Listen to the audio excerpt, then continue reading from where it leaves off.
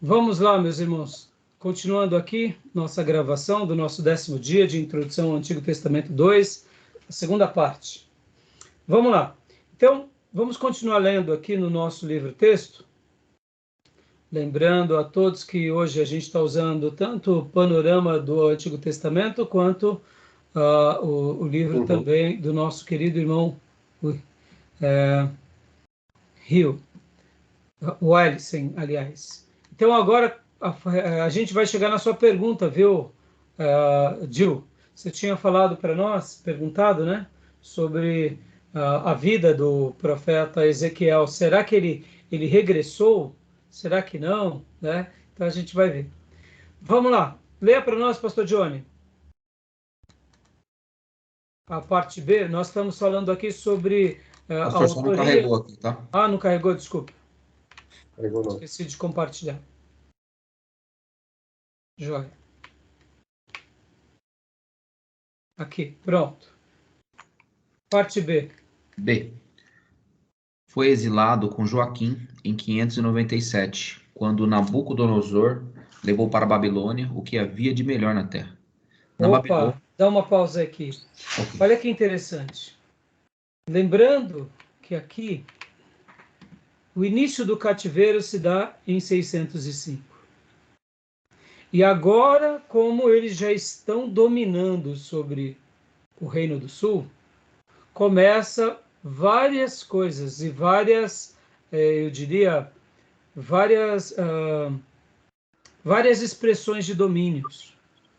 Ora leva-se refugiados, ora leva-se riquezas, ora leva-se aquilo que fosse útil à Babilônia ou que de repente fosse uma ameaça.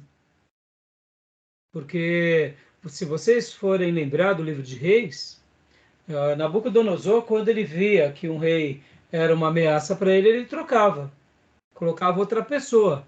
Se aquela pessoa também continuava sendo uma ameaça, ele eliminava. Ele tentava expressar ali o seu domínio de uma forma ou de outra, né? Então, Ezequiel, pelo que sabemos, ele vai em 597. Né? Continua para a gente. Ok. Na Babilônia, viveu em sua própria casa numa colônia judia chamada Tel Abib, junto ao rio Quebar, canal do Eufrates. Evidentemente, perto de Nippur. Aí não precisa ler essas citações, né? Essa daí é onde está essa informação. Se vocês quiserem saber mais sobre isso, se encontra aqui nessa referência. E agora pode ler o C. Olha que interessante essa citação. Joia. Ezequiel era casado, mas a sua esposa faleceu em 10 de janeiro de 588, dia em que começou o cerco de Jerusalém. Então, olha que interessante. Eles vão para lá em 597, 10 anos depois, sua esposa parte, né? E agora o esboço é muito interessante, tanto esse esboço quanto outros esboços de outros livros, do Panorama, por exemplo, também. Eu não vou detalhar muito tempo sobre isso. Vamos agora dar continuação aqui. Leia o D para nós. D. Usando seu próprio lar como um lugar de encontro, ministrou aos anciãos que se juntavam para receber o seu conselho, talvez inaugurando um sistema de sinagoga.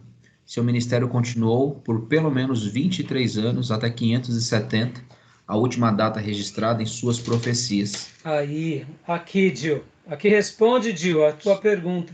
Ele voltou do cativeiro? Possivelmente não.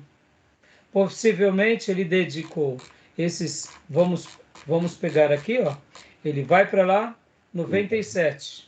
De 97 até 70, ele dedicou esses 27 anos, né? 27 anos ele dedicou servindo ao seu povo lá nessa região, próximo ao rio Eufrates, dedicando que a sua casa a um momento de ensino e um momento de aprendizado. Quem sabe, como diz aqui, ó, inaugurando o projeto sinagoga. São deduções, irmãos. Uma coisa é fato.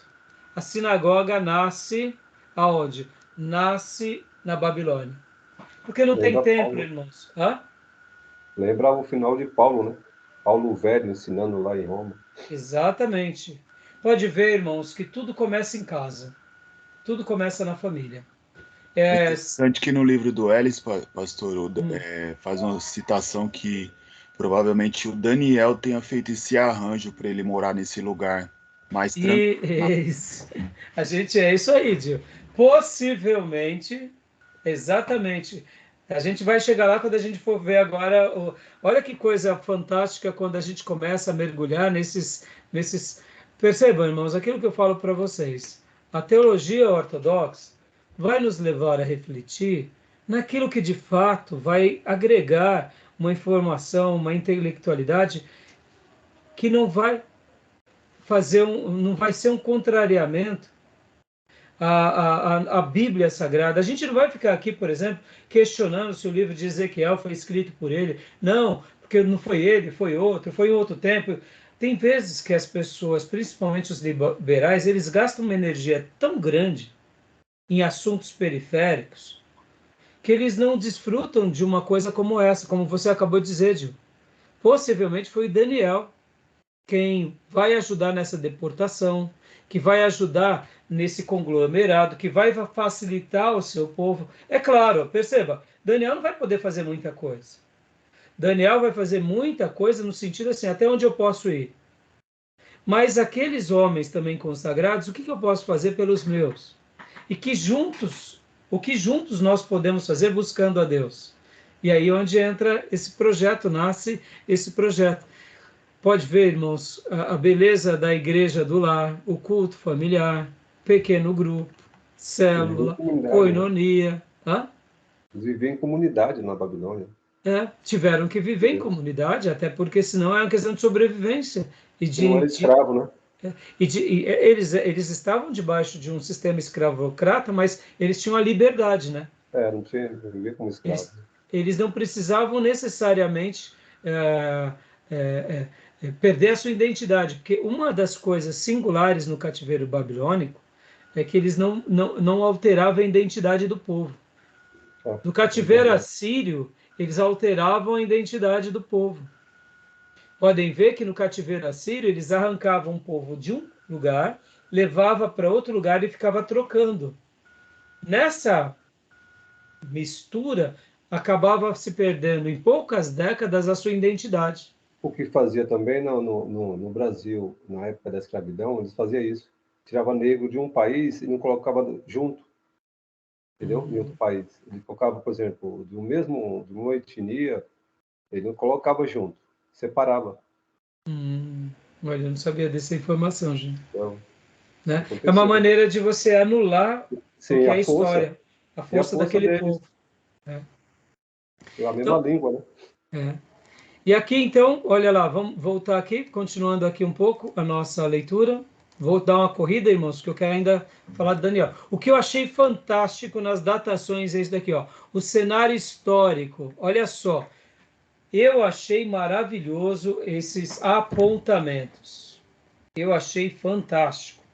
Olha como Ezequiel ele foi criterioso. Pode ler para nós. Pode ler, Maísa, por favor. Vou ligar o microfone e desativei a câmera. Começa aqui do A, professor? Isso. Cenário histórico. A. Data em que foi escrito. 592 a 570 AC. Ezequiel é extremamente exato ao datar muitas de suas profecias. Começa a datá-las em 597 a.C., ano do cativeiro de Joaquim. Eis a seguir as datas das profecias segundo a ordem bíblica. Primeiro, Então, olha só, olha que interessante. Vocês percebam a riqueza de detalhe. Diferente dos outros profetas que profetizam, alguns citam o rei, ele não, ele é tão. Ao mesmo tempo que ele fala de visões, de coisas extremamente Didático. complicadas. Oi? Didático. Exatamente, ao mesmo tempo, e ele é didático nesse sentido, e ele faz questão, olha que interessante, ele faz questão de fazer apontamentos cronológicos, com endereço. É mais ou menos assim, ó, eu estou tendo uma visão aqui da besta, ela vai ter sim um tanto chifre e tal, mas olha, eu estou aqui em Poá, eu estou em tal dia, nos dias do governo tal, do acontecimento tal, para mostrar, olha, eu não sou louco. Detalhe, né? A minha mensagem pode parecer de doido, mas eu não tenho nada de doido, não. Entendeu? Desculpem a minha brincadeira, né? Porque é muito interessante, irmãos. Então, continua aí para a gente, por favor, mas. 1. Ezequiel 1:1. 5 de julho de 592, quinto ano. Ezequiel, sua primeira visão da glória. 8:1. 5 de setembro de 591, sexto ano. Seu transporte para Jerusalém, em visão. Olha, como que a gente chega a essas datas, irmãos? Como que vocês acham que ele chega a essas datas? O texto bíblico vai fazer apontamento, né? Mas por que a gente tem uma precisão próxima de 5 de setembro? Vocês vão ver no final dessa construção o porquê. Dá para se chegar bem próximo, né? Claro, irmãos, se houver um debate de dias, mas é muito pouco, mas isso é tão rico, irmãos, essas informações, sabe? Isso mostra aquela ideia do profeta atuando na história. E aqui, olha que interessante, vamos parar por um momento e pensar no seguinte. Vamos parar no momento e pensar. Vamos fazer aqui uma avaliação crítica. Tá. Qual foi o propósito de Deus ter usado ele para pontuar a data? O que vocês acham? Por que foi tão importante esse acontecimento no caso aqui de Ezequiel, talvez mais do que Isaías, mais do que o próprio Jeremias? Quebrar toda e qualquer contestação, né? É muito específico. Como é que eu vou dizer que não aconteceu, sendo ele tão detalhista? Exatamente. E o que mais a gente poderia dizer sobre essa questão, pastor? O que vocês acham? Acho que para dar veracidade para a palavra mesmo, né? Qual era o contexto desse povo? Ele estava em cativo aonde? Em Babilônia. Agora, olha que interessante. Dentro disso, dando veracidade, quebrando os argumentos. Olha que interessante. Babilônia foi um império poderosíssimo? Sim. Foi. Foi. O judeu estava lá? Estava. Hoje, quando a gente fala da história mundial, Nabucodonosor, Império Babilônia, a glória de Babilônia, os jardins suspensos de Babilônia, é uma das maravilhas do mundo até hoje.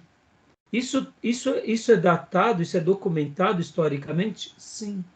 Perceba, será que foi coincidência esse profeta ter profetizado lá nas margens do rio Quibar e falado sobre isso, datado o cativeiro, quando ele foi, o que ele fez, quando ele recebeu, quando ele foi transportado, que dá. Vocês entendem como Deus é sábio para desconstruir qualquer prerrogativa humana, dizendo que ele não é o Senhor da história, de que ele não conduz o seu povo, mesmo que seja para ferir o povo para depois sará-lo.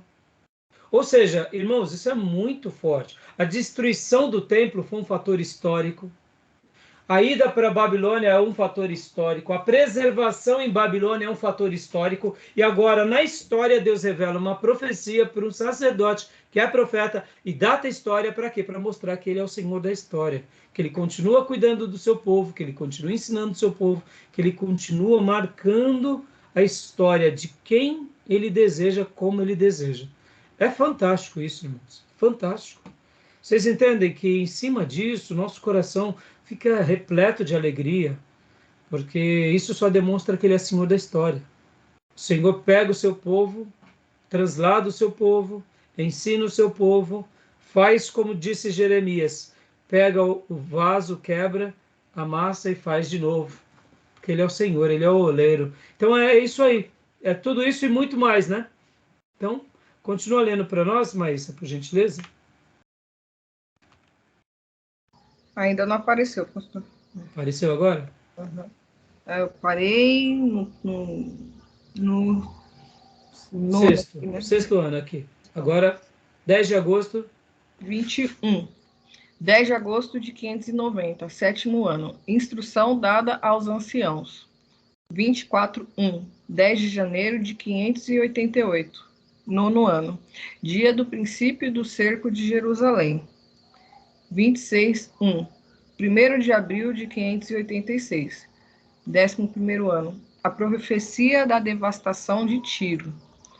29.1. 12 de janeiro de 587, 10º ano. A profecia contra Faraó. 29.17. 1º de abril de 570, 27º ano. A sexta profecia contra Faraó. Dá uma pausa aqui. Olha que interessante. Aqui o autor ele está colocando os anos, não de ordem como ordem crescente como anos. Ele está seguindo os textos, como ele montou o livro. Porque, por exemplo, essa 27º ano poderia ser aqui o último capítulo, né? Por exemplo, porque esse daqui é o último ano dele. Porque lembra que ele profetiza até a data de 570? 23 anos de ministério, possivelmente ele teve. Então, possivelmente aqui, ó, 570 foi quando ele fez a última profecia. É que no livro está no capítulo 29, né? Mas é a profecia contra Faraó. A primeira profecia contra Faraó foi no 10º ano, mas a última profecia contra Faraó foi no 27º ano. Estão entendendo, irmãos? Pode ver que ele coloca na ordem as profecias contra o Egito, uma após a outra. Mas não significa que ele recebeu essa profecia, uma foi no 10º ano e outra foi no 27º ano. É que na hora de ele estruturar o livro, ele colocou uma do lado da outra. Agora, olha que interessante, irmãos. Ele também profetiza contra outras nações, Tiro e contra o Egito. Interessante, né? O Egito também era também uma grande força. A Babilônia teve muito trabalho contra o Egito. E Deus estava mandando profecias ao Egito. Tudo bem até aí? Então, deu para compreender essa construção aqui, irmãos? Tá dando para compreender? Joia? Tá? Tá bom. Qualquer coisa, é só perguntar, tá bom? Então, continua, Maísa, por favor.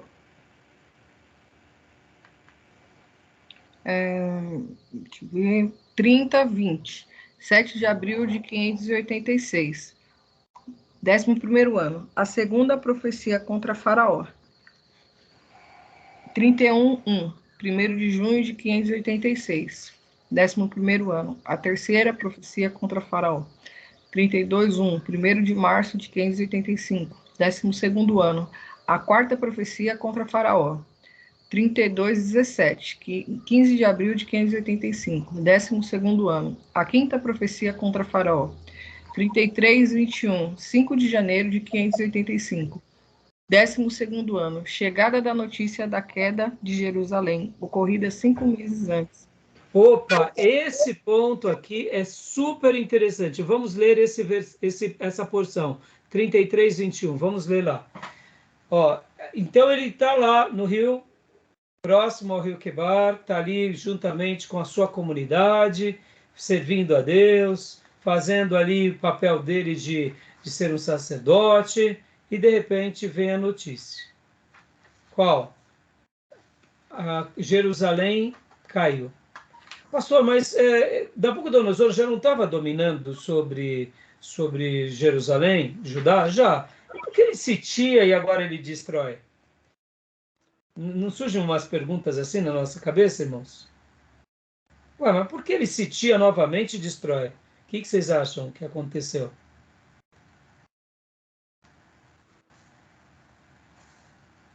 Hã? Vamos lá. Um de cada vez, sem discussão. É porque, na verdade, na primeira ida dele, ele não destruiu por completo, né, a cidade. E aí, nas outras vezes que ele retornou, ele deu toque final, vamos dizer assim. Mas então, para que sitiar novamente se ele já está dominando? Porque tinha um povo lá, né, que ficou lá e ainda eram resistentes a ele. Aí, essa é a palavra. A resistência. É a última defesa. Você vai deixar vir um imperador lá de uma terra distante. Você está aqui na sua história, ainda você tem o seu templo. Você se agarra ali ao templo, você vai lá orar, jejua. O que você vai fazer? Você vai lutar contra os babilônios. Mas aí o profeta Jeremias tinha dito, não tinha? E aí, dá para a gente resistir o profeta? Creia no Senhor. Ó, antes de ler esse texto, pastor Johnny, abra para mim em 2 Crônicas 20:20. 2 Crônicas 20:20. Antes de ler esse texto. Olha, essa porção é muito linda. Pode ler, pastor? Pode ler. Perfeito. De madrugada, partiram para o deserto de Tecoa. Quando estavam saindo, Josafá lhe disse: Escutem-me, Judá, e povo de Jerusalém. Tenham fé no Senhor, o seu Deus, e vocês serão sustentados. Tenham fé nos profetas do Senhor e terão a vitória. Oh, meu Deus, que texto maravilhoso, né? Tenham fé no Senhor e vocês vão ser sustentados. Tenham fé nos profetas e vocês terão a vitória. O profeta Jeremias tinha dito: não resistam. Seja tão derrotado. Não adianta batalhar. Entendeu, Gil? Foi por isso, mas houve ainda quem? Uma resistência. Porque era mais ou menos o seguinte: olha, tudo bem, o profeta Jeremias é de linhagem sacerdotal, mas deve ter falado besteira. Ele disse que vinha o cerco da Babilônia, e veio, aconteceu. Mas agora eu acho que ele errou. Na segunda parte que a gente vai ser destruído, não é possível, não é possível. Eles resistiram. Então é por essa razão que há o sítio, e é por essa razão que chega a queda. E agora vamos ler 33:21 de Ezequiel. Quem achou? Pode ler.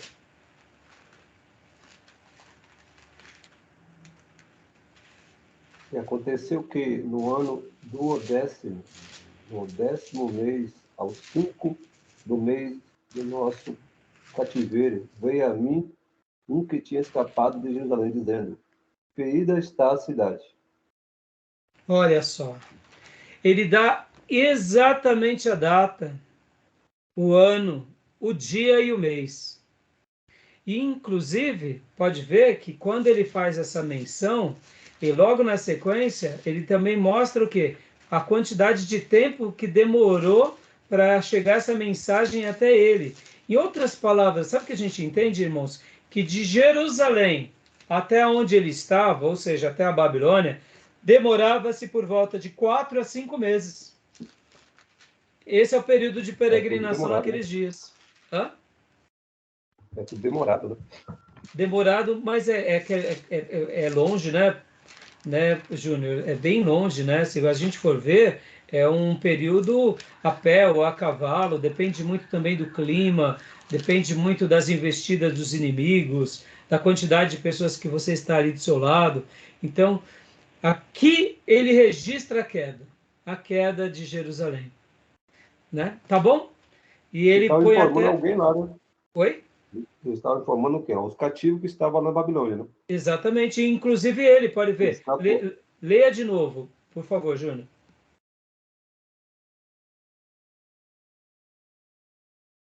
Leia de novo, Júnior, por favor. O mesmo texto.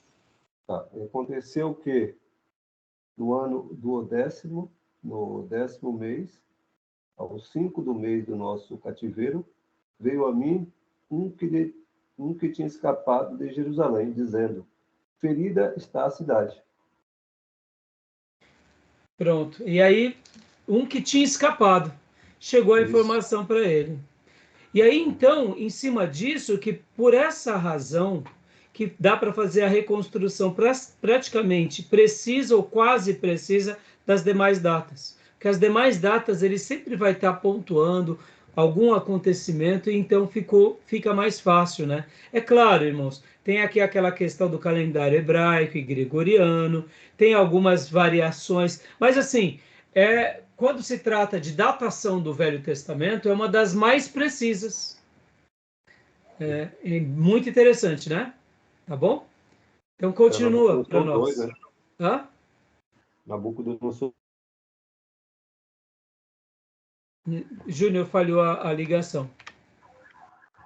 Nabucodonosor 2, né? Era o 2. Está dizendo o rei, né? Exato. Sim. Continuando aqui, Maísa, leia para nós. 41, 10 de abril de 572. 25º ano, recebida a visão do novo templo. Opa, uma mensagem de esperança. Pode ver aqui, é o 25º ano. Mas é no 27º ano que ele tem a última profecia. Que ele recebe a profecia contra o Egito. Então, possivelmente aqui perto ele morre. Ou pelo menos, encerra-se as visões do profeta. Interessante, né, irmãos? Tá bom? Tudo bem até aí? Alguma dúvida? Tranquilo? Algum apontamento? Alguma questão? Júnior, sua câmera está muito... Se abaixa um pouquinho. Isso. Estava mostrando só os heróis da resistência. Ok. O senhor acredita que a arca pode ter sido levado para lá, para a Babilônia? Então, eu não sei te dizer. Diego. Será que o Jeremias colocou ela em algum lugar bem escondidinho mesmo? Então, Diego, eu não sei te dizer. Sobre isso daí eu não estudei. Nenhum, né? Eu não estudei, já ouvi alguns comentários, mas eu nunca estudei a fundo sobre isso. Mas eu acredito que esteja lá, pastor. Então... Quando fala que Nabucodonosor levou os utensílios do templo tudo para lá, eu acredito que ele não deixaria algo tão precioso como a arca para trás.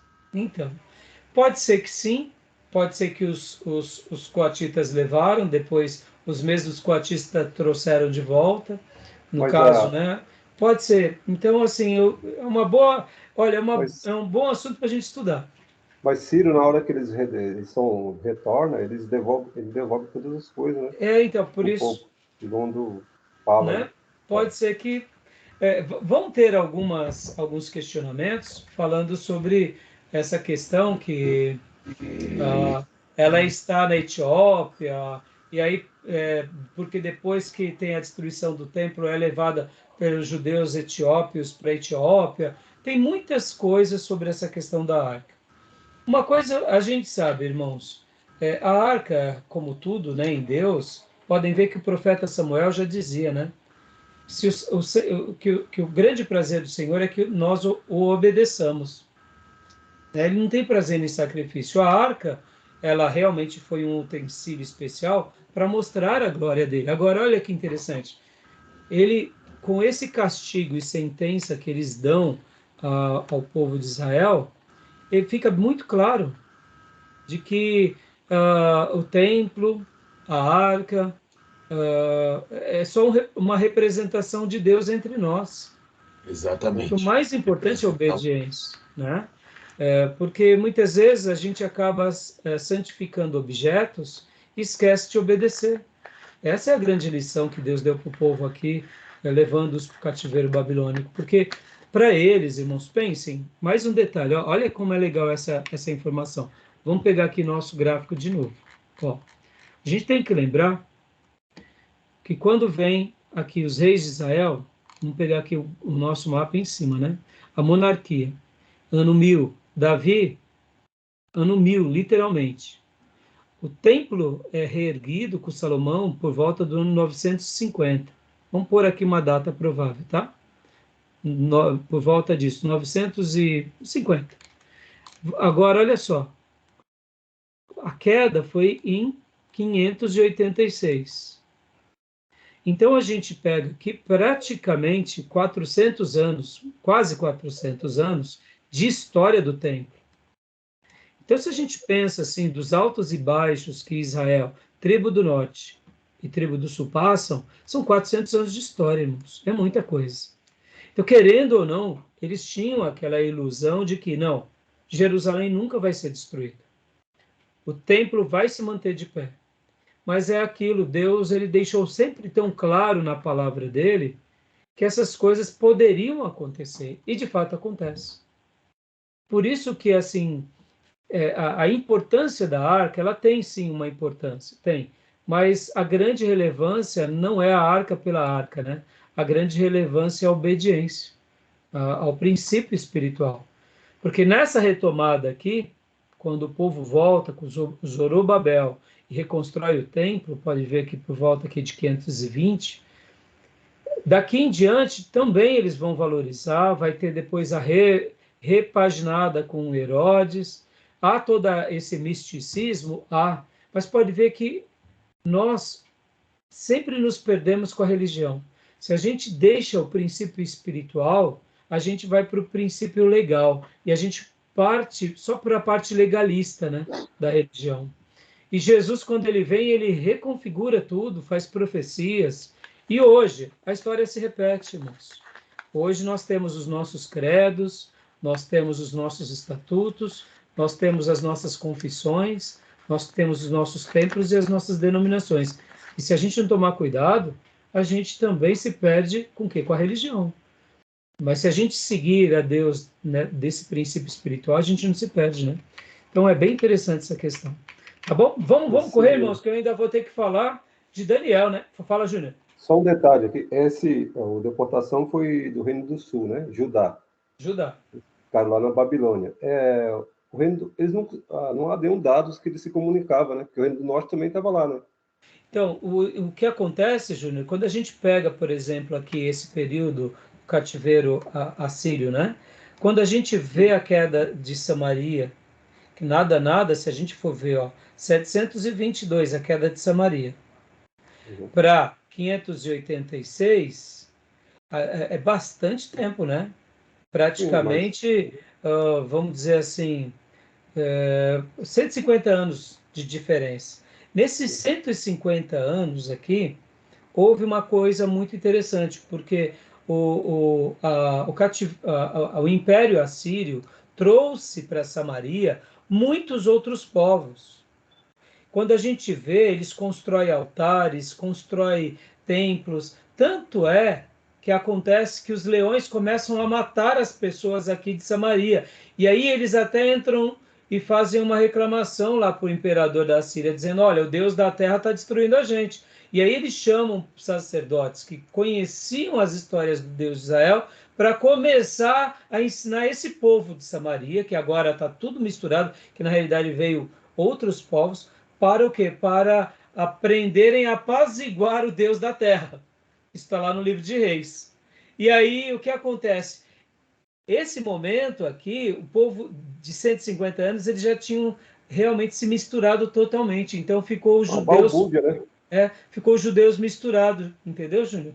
Então, mesmo que alguns samaritanos pudessem ter ido para o cativeiro babilônico, lá talvez eles se convertem, entendeu? Porque lá tinha essa questão da identidade religiosa.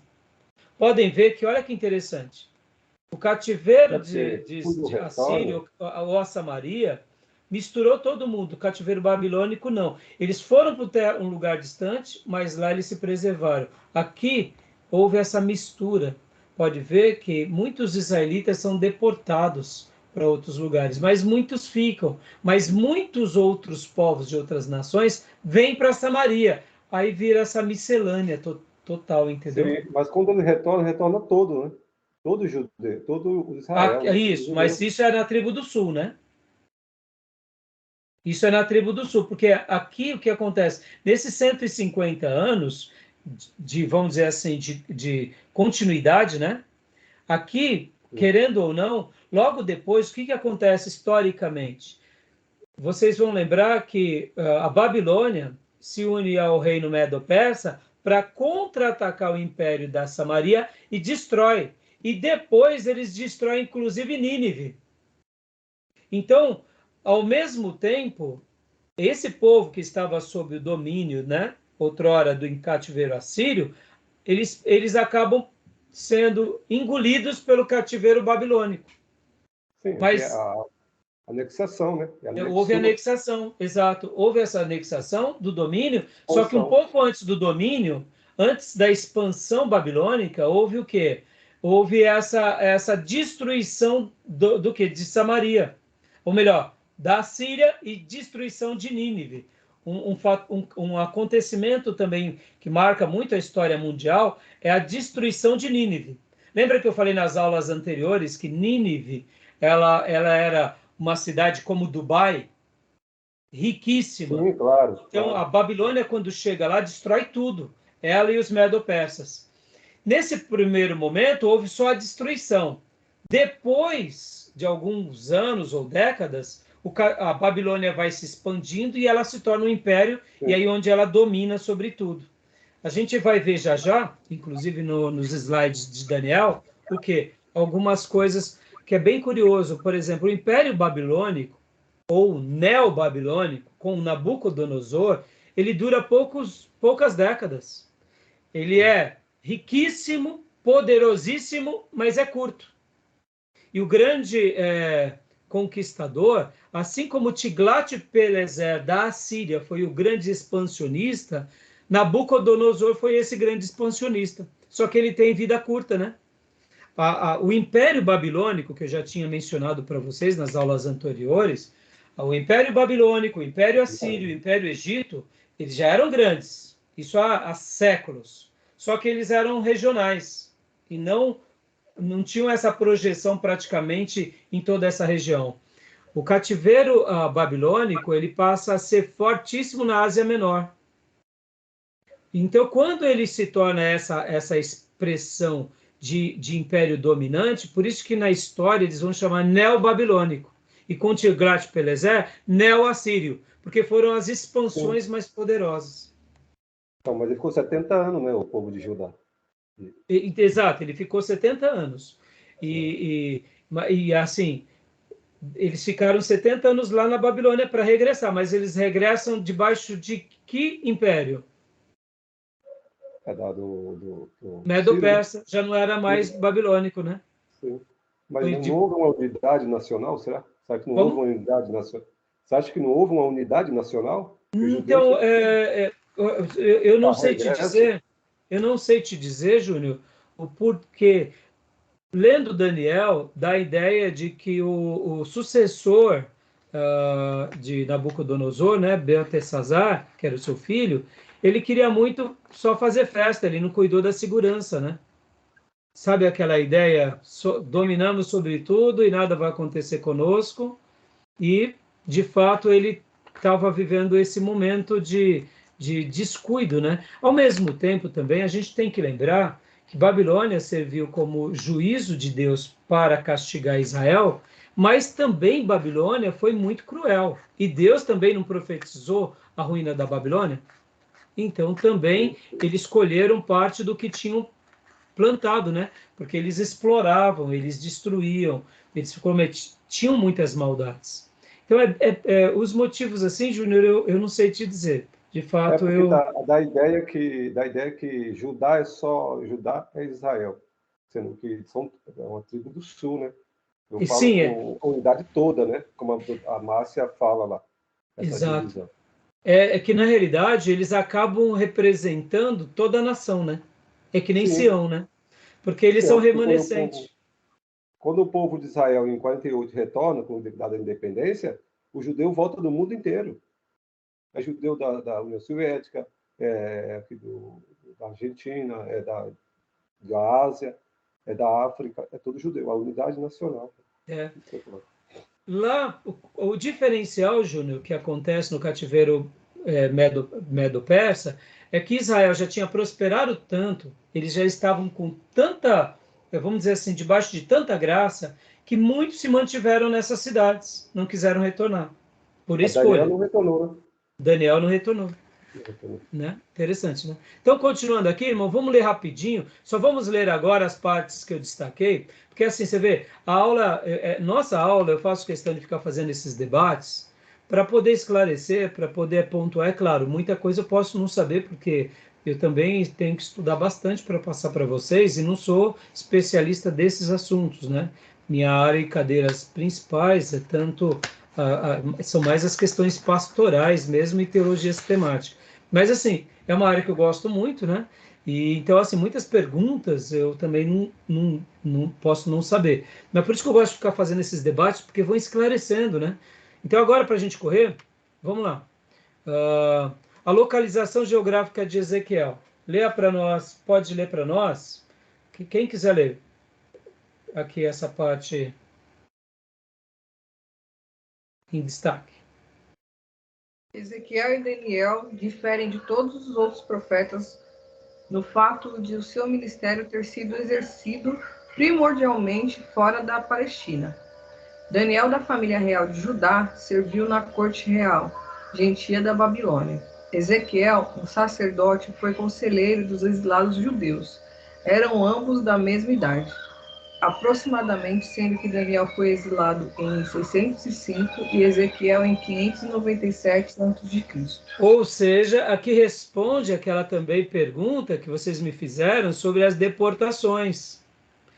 Daniel vai em 605, Ezequiel vai em 597. Agora eu pergunto para vocês, você acha que você vai para outro lugar a troco do quê? Que você quer? Ou porque você está sendo ali meio coagido? Entendeu? Então é interessante, né? Então, a colônia que ele ficava era por volta de 80 quilômetros a sudeste da Babilônia. 80 quilômetros, vocês têm noção de espaço? Pastor Johnny é bom para isso, que ele trabalha viajando, né, pastor? É daqui da nossa região, Alto Tietê, até onde, pastor? 80 km, dá daqui... de Suzano, eu passo um pouco ali do Morumbi. Zona Sul de São Paulo, bem no extremo de Zona Sul. Ou se você vai para o litoral, Pronto, perfeito. né? Você chega na praia ali por volta de Boracéia, né? Isso aí. Quer dizer, quando a gente pensa, é perto, mas a pé, a cavalo não é tão perto. Mas, ao mesmo tempo, é muito longe de Israel, ou de Judá. Então, é uma situação, né? Joia, vamos continuar, então, a localização geográfica, né? Tem várias... leia para nós, irmã, aqui, a instalação da colônia. Aqui em cima, irmã Maísa. A instalação da colônia naquele local pode ter sido arranjada por Daniel, que governava com Nabucodonosor, a província da Babilônia desde 603 a.C. Aí, esse ponto é muito legal. Então, Deus já começa a trabalhar na vida dos judeus lá na Babilônia, nesses anos. Quando ele vai em 597, com certeza havia já uma certa influência de Daniel com relação ao seu povo, porque agora ele já estava aqui no momento sendo assistido por Deus. Isso é muito interessante, irmãos. Olha que interessante, irmãos. Vamos estar imaginando esses acontecimentos em sintonia, né? Por exemplo, olha só, vamos recapitular aqui de novo. Olha como é legal, irmãos, a gente ir pausadamente.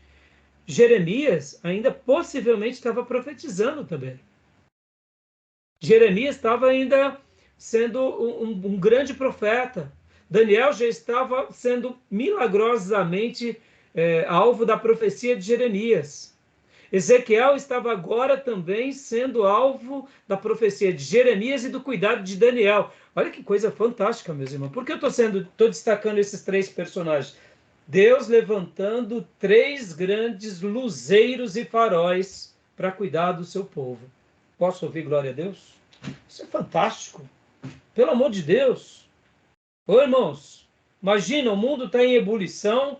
Deus levanta um Billy Graham nos Estados Unidos, levanta um Russell Shedd aqui no Brasil, um Ernesto Nini, está entendendo? Deus levantando os seus vasos para cuidar do seu povo. Não parece muito a história mundial? Deus levanta um Lutero, depois levanta um Calvino, Deus levanta um George Whitefield, Deus levanta um John Wesley, Deus levanta um Spurgeon, Deus levanta um Jonathan Edwards. Olha como Deus sempre vai, o Espírito de Deus, ele vai atuando na terra. Qual que deve ser a nossa oração, meus irmãos? Senhor, faz de novo, continua fazendo essa obra, porque olha, vamos pensar aqui como povo. Deus levantou Jeremias, está acontecendo. De repente, uns jovens lá da corte vai para Babilônia, e lá na Babilônia ele clama a Deus, não se contamina, Deus agracia, põe ele como governador, Deus levanta um sacerdote que recebe visões lá no rio Quedar e começa a profetizar, ou seja, aos luzeiros, aos faróis do Eterno, conduzindo o povo, preservando o povo. A história não se repete, meus irmãos. Deus seja louvado. E eu fiz questão de estar indo com calma, porque eu queria destacar isso para vocês. Eu sei que é introdução, irmãos, é introdução, mas percebam a grandeza desses 3 irmãos trabalhando em sincronia.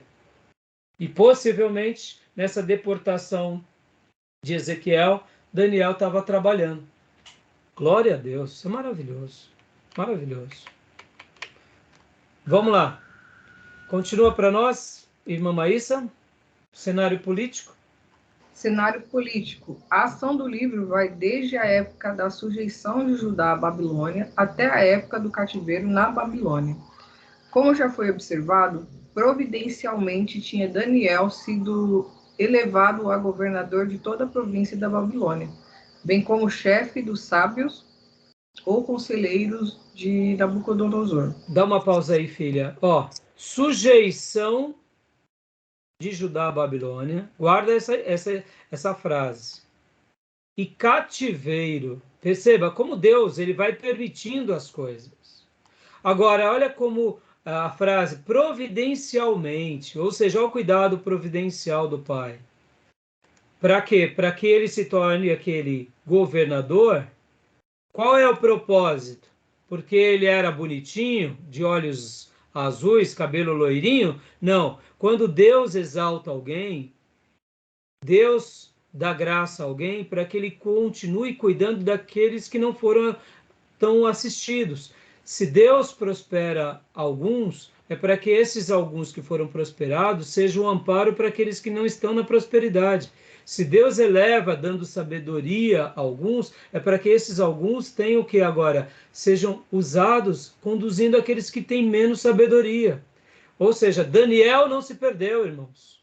Daniel é simplesmente especial. Então, só quis dar um destaque. Continua aqui já. Já que isso acontecera 5 anos antes da deportação de Ezequiel e 16 anos antes do exílio final em 586, os exilados judeus da Babilônia estavam em boas mãos politicamente. Foi também essa época do apogeu do poder e glória da Babilônia. Ou seja, Deus sempre cuidará dos seus. Amém, meus irmãos? Glória a Deus, né? Fantástico. Continua lendo para nós aqui, irmã, cenário religioso, só essas 2 partes que estão em destaque. Cenário religioso. Neste livro, Israel não somente está sem rei e sem país, como também sem um templo e sem os meios de cumprir os ritos religiosos ordenados por Moisés. O único lugar de ajuntamento religioso na Babilônia registrado por Ezequiel é a sua própria casa, onde ele aconselhava os anciãos. Esses anciãos eram evidentemente os primeiros líderes de sinagoga. Glória a Deus. Projeto Igreja nasce em casa. Continua. O caráter espiritual dos exilados a quem Ezequiel ministrava não era melhor do que o daqueles a quem Jeremias ministrava em Jerusalém. Ele empregava uma frase característica para descrevê-los: casa rebelde. Usada quantas vezes? Usada 16 vezes por Ezequiel e raramente encontrada em outros livros. Ou seja, o povinho difícil. E aqui, irmão, deixa eu dizer aqui, olhando os olhos de vocês dos meus olhos. Olha aqui, ó. Não pense vocês que vai ser fácil não, viu? Ministério é assim, viu?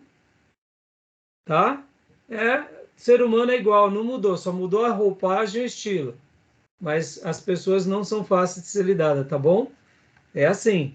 Então, vai pensando que a gente vai ter só filé mignon, não. Vai ter dificuldade. Profeta é assim, tá bom? Casa rebelde. Então, vamos concluir aqui. Bom, o objetivo do livro de Ezequiel, né? Promover arrependimento e fé, estimular esperança e confiança.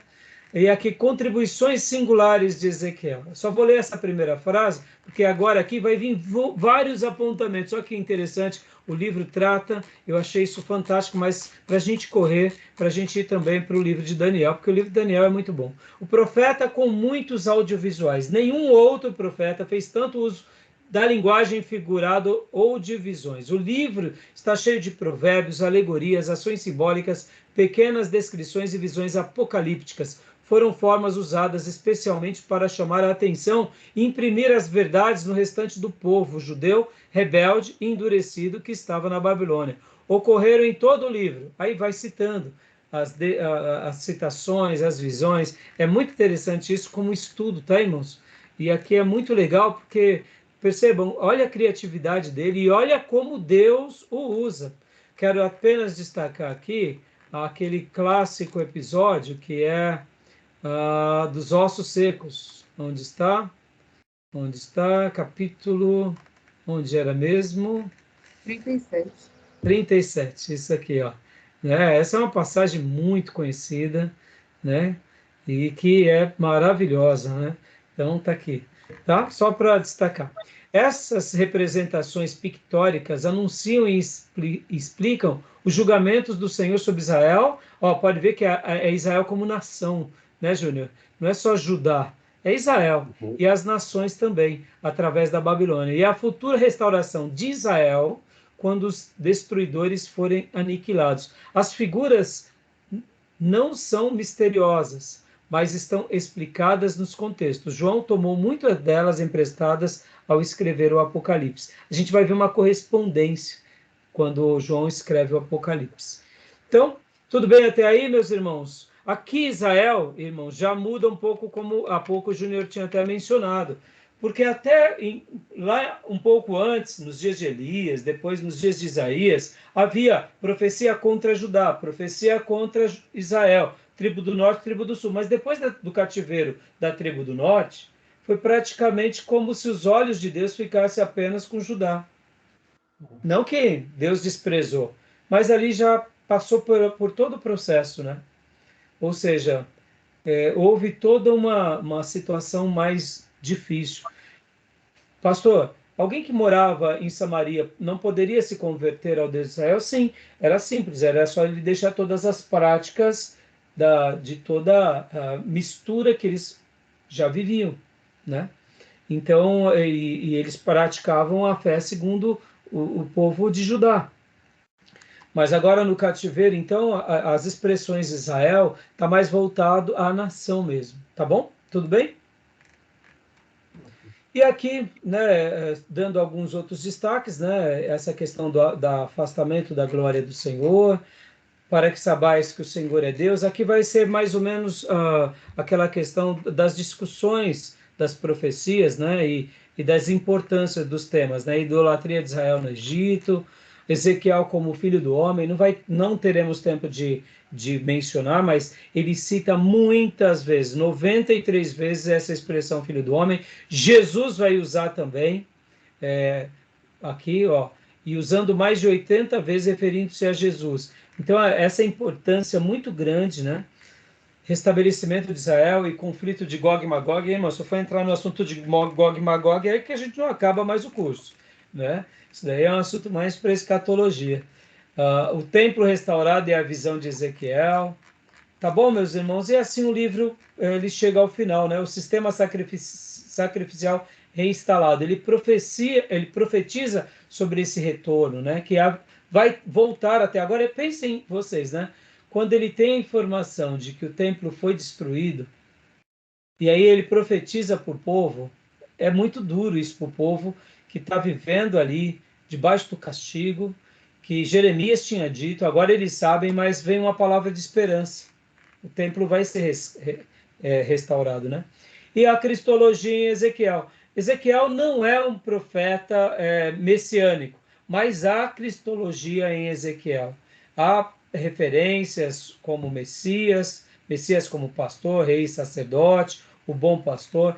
Ele não é aquele profeta que vai dar um destaque muito grande sobre a questão messiânica, mas há sim questões messiânicas. Tá bom, meus irmãos? Tudo bem até aí? Tranquilo? Ok. Maravilha? Sim. Fechamos então? Alguma dúvida? Eu ia abrir aqui para vocês também na página 497. Deixa eu abrir rapidamente aqui do livro do Panorama, do Rio e do Alto, página 497. Só fazer um apontamento aqui de uma observação. Deixa eu ver que página que eu estou. 49. 485, 497. Deixa eu pôr aqui rapidamente, porque eu não estou conseguindo Ezequiel. Olha só aqui, ele vai fazer... Não, 494, aliás. Olha que interessante aqui. A mesma... Ele trabalha também nessa ideia